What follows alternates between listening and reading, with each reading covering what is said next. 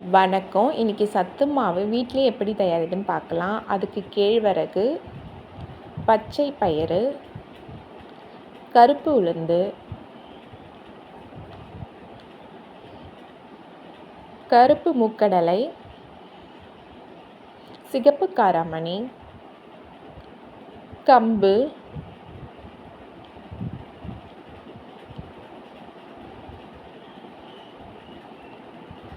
கொள்ளு,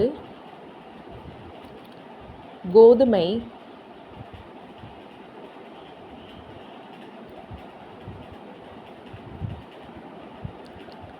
வெள்ளை சோளம். இந்த 9 தானியங்களையும் தனித்தனியாக ஊற வச்சுக்கோங்க. ஒரு 8 மணி நேரம் நல்லா ஊற வச்சுக்கோங்க. நல்லா க்ளீன் பண்ணிவிட்டு புடச்சி எடுத்துட்டு நல்லா ஒரு 8 மணி நேரம் நல்லா இதை மாதிரி தண்ணி முழுகிற அளவுக்கு தண்ணி ஊற்றி மூடி வச்சு நல்லா ஊற வச்சுருங்க.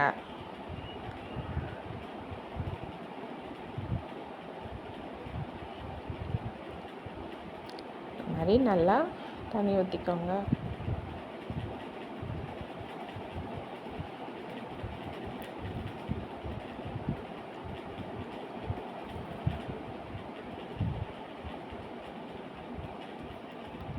எல்லாத்துலேயும் தண்ணி ஊற்றியாச்சு. இதே போல் மூடி போட்டு 8 மணி நேரத்துக்கு அப்படியே வச்சுருங்க. ஒன்றும் பண்ணாதீங்க. 8 மணி நேரம் ஆயிடுச்சு. இப்போது தட்டெல்லாம் எடுத்துகிட்டு பாருங்கள். நல்லா ஊறி இருக்கு பாருங்கள்.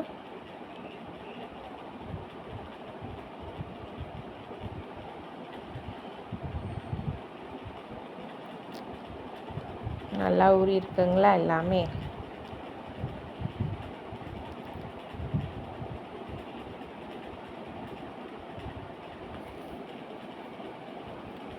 இப்போ இதில் இருக்கிற தண்ணியெல்லாம் நல்லா வடித்து எடுத்துக்கோங்க.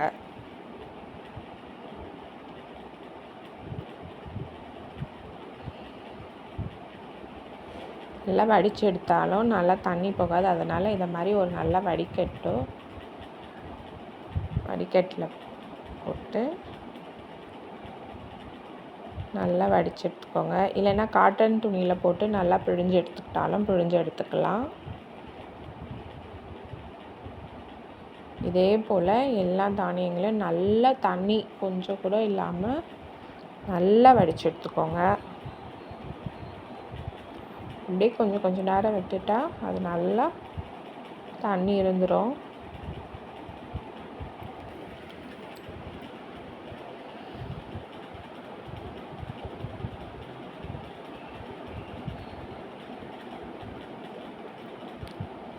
தண்ணி இல்லாமல் வடிச்சுக்கிட்டால் தான் முளை கட்டும் போது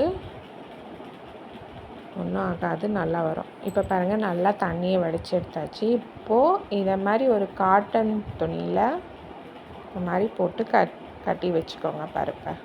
பாருங்கள், காட்டன் துணியில் போட்டு நல்லா இதை மாதிரி நாட் போட்டு வச்சுக்கோங்க. இதே போல் தான் இந்த 9 பயிர்கள் ஊற வச்சோம்ல, அது எல்லாத்தையும் தனித்தனியாக நல்லா வடிகட்டி இந்த மாதிரி காட்டன் துணியில் போட்டு நல்லா முடிச்சு வச்சுக்கோங்க.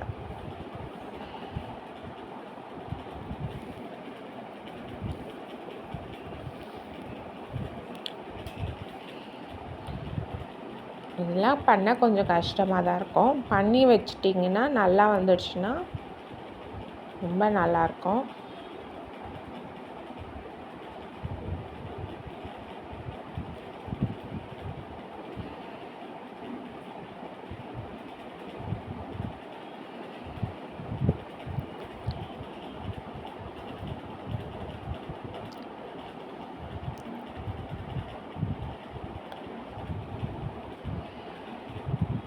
பாருங்கள், இதை மாதிரி வச்சுக்கோங்க. எல்லாத்தையும் நான் ரெடி பண்ணி வச்சிட்டேன். பார்த்திங்களா, எல்லாத்தையும் கட்டி வச்சிட்டேன். 9 தானியங்களையும் நல்லா தண்ணி எடுத்து காட்டன் துணியில் போட்டு வச்சுட்டேன். பாருங்கள், அடுத்த நாள்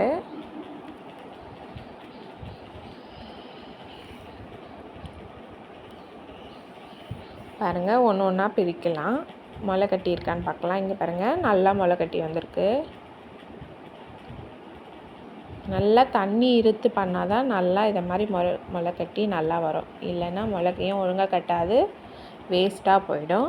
அதனால் நல்லா தண்ணியை இருத்துட்டு பண்ணிங்கன்னா இங்கே பாருங்கள், எல்லாமே நல்லா முளை கட்டி வந்திருக்கு.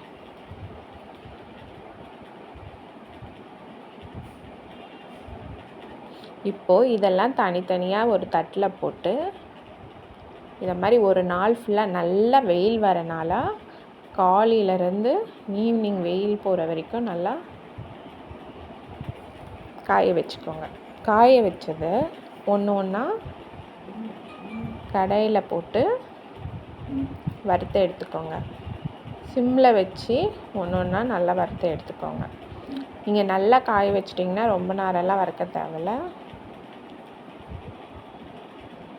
தண்ணி ஈரப்பதம் கொஞ்சம் கூட இருக்கக்கூடாது. அப்போ தான் நம்ம சத்து மாவை ஒரு 5 மாதம் வரைக்கும் 6 மாதம் வரைக்கும் கூட வச்சு யூஸ் பண்ணிக்கலாம்.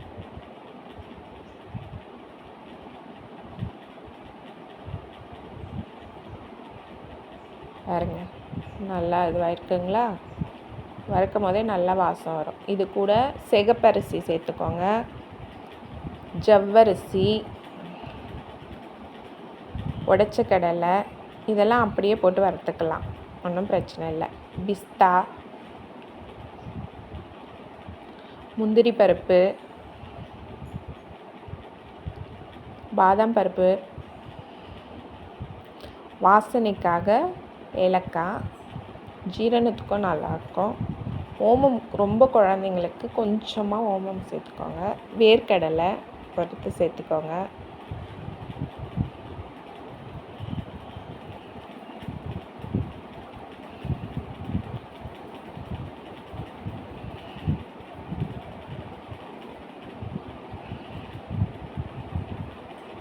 எல்லாத்தையும் ஒன்று பின்னாடி ஒன்று இதை மாதிரி நல்லா வறுத்து நல்லா ஆற வைங்க. ஆறாமல் அப்படியே எடுத்துகிட்டு போய் அரைக்காதீங்க, நல்லா ஆற வைங்க. சுக்கு நல்லா ஜீரணத்துக்கும் வாசனைக்கும் நல்லாயிருக்கும். தேவைக்கப்போ போட்டுக்கோங்க. பாருங்கள், எல்லாத்தையும் நான் ஆற வச்சு நல்லா மிஷினுக்கு எடுத்துகிட்டு போகிறதுக்காக ரெடி பண்ணி வச்சுருக்கேன். எல்லாம் நல்லா ஆறிடுச்சு. பாருங்கள் அரைச்சிட்டு வந்தாச்சு. இதை ஸ்டோர் பண்ணி 6 மாதம் கூட வச்சுக்கலாம். என் வீடியோ பார்த்ததுக்கு ரொம்ப நன்றி.